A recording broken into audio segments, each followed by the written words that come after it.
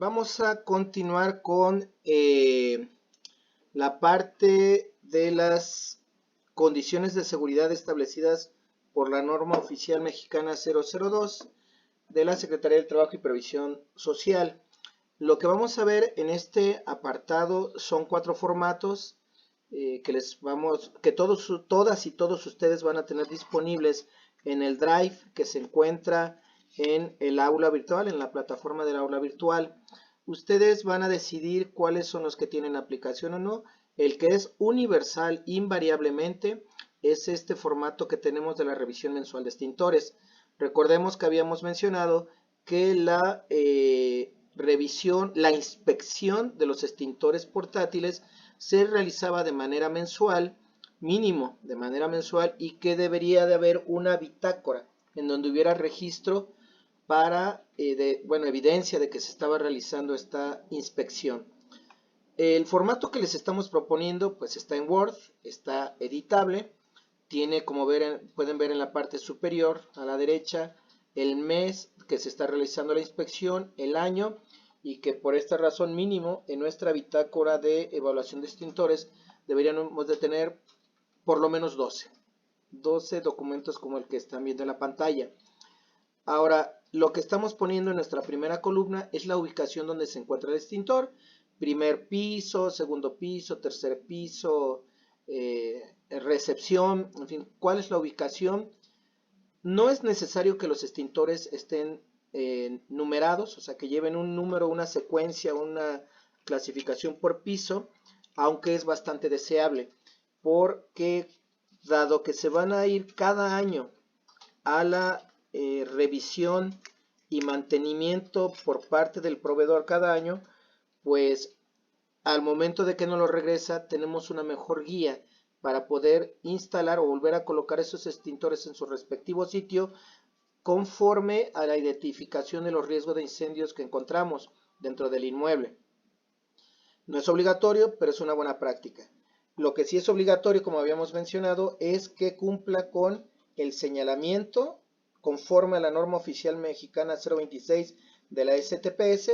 Todas deben de tener su señalamiento, entonces aquí vamos a colocar la C, que es de cumple o no cumple, y para ello tenemos aquí en la parte de abajo la nomenclatura, ¿no? De cumple, no aplica o en buen estado.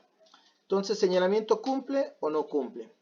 Después, los extintores, como todos los dispositivos contra incendios, como los hidrantes, salidas de emergencia, bueno, las salidas de emergencias, no deben de estar obstruidos. Entonces, igual, anotamos en nuestro registro cumple o no cumple. Que cuenta con el seguro, recordemos que es el alambre que vimos en la imagen, que evita que las dos manijas se presionen para que se dispare el extintor, igual cumple o no cumple. Su cintillo o precinto de seguridad que esté presente y que esté en buen estado, cumple, no cumple. El collarín, que cuente con su collarín, los extintores de polvo químico seco tienen, que lo tenga y que esté en buen estado, cumple, no cumple o que no aplica, por ejemplo, porque es un extintor de dióxido de carbono.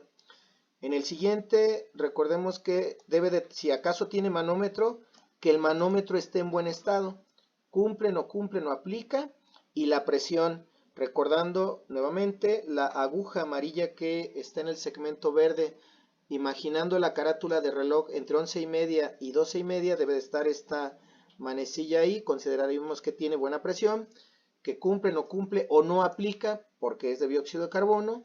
El estado de la manguera, el estado de la boquilla, es decir, que estén en buen estado, cumple, no cumple, que tengan su etiqueta donde viene mucha información, pero que nos interesa que en este viene el mes y año. Entonces, que esta etiqueta disponga de ella, que esté en buen estado, cumple, no cumple, y por supuesto la vigencia a la que acabo de hacer referencia.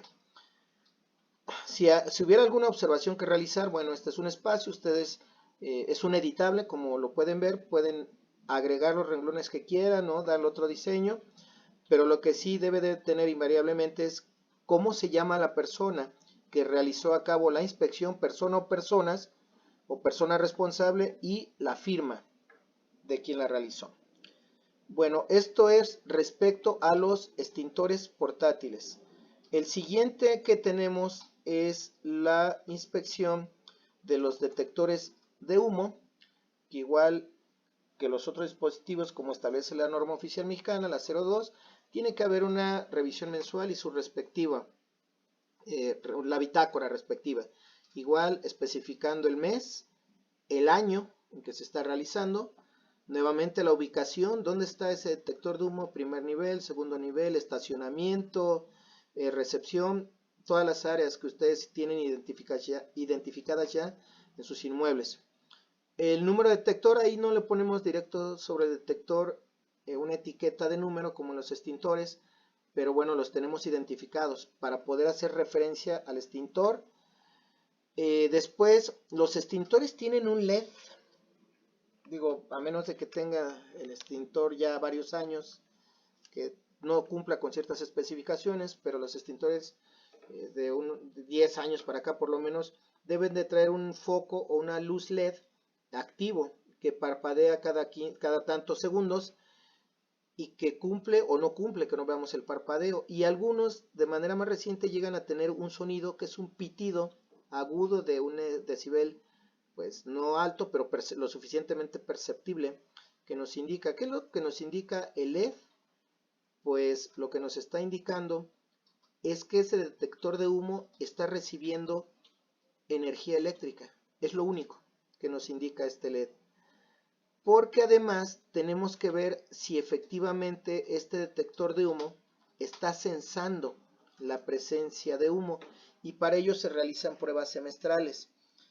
Para esta prueba semestral, los proveedores donde pues venden extintores portátiles y demás recursos para la prevención y el combate contra incendios tienen un aerosol, un gas, así un aerosol tal cual, que se dispara, ni siquiera tenemos que acercarnos, a menos de que esté muy alto este detector, donde hacemos un disparo, dos disparos en dirección hacia el detector de humo, y tiene ciertas características el gas que, aunque no es humo, debe de activar el detector y debe de verse reflejado en el panel de control que se activó ese detector y que el nombre que aparece en el panel de control corresponde a como lo tenemos identificados nosotros.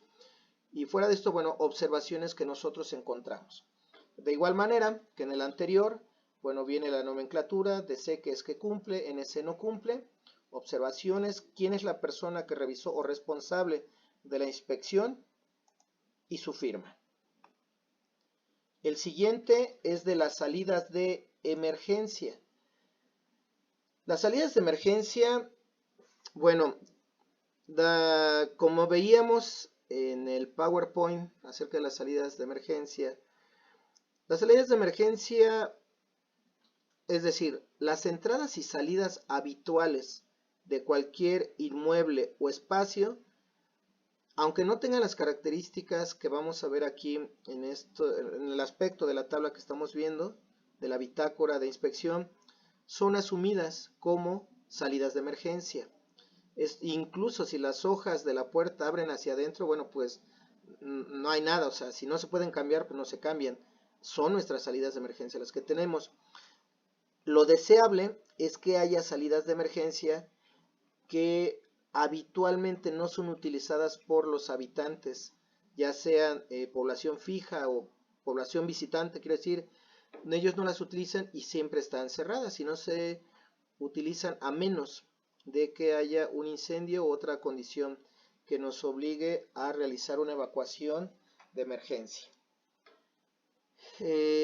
Igual para las salidas de emergencia, mes, año, la ubicación de la salida de emergencia, igual estas las podemos rotular cuál es el número de la salida para tener una mejor identificación si así fuera necesario. Si detectamos al momento del recorrido de inspección si hay una obstrucción interna, hay que indicar, como lo vemos aquí abajo, con está señalizando, si está obstruida, indique con qué, y entonces ya ponemos con qué es lo que está obstruida. Si tuviera una obstrucción externa, es decir, que la puerta por la parte exterior, que puede ser un pasillo, estacionamiento, o un espacio ya al aire abierto, con qué está obstruida.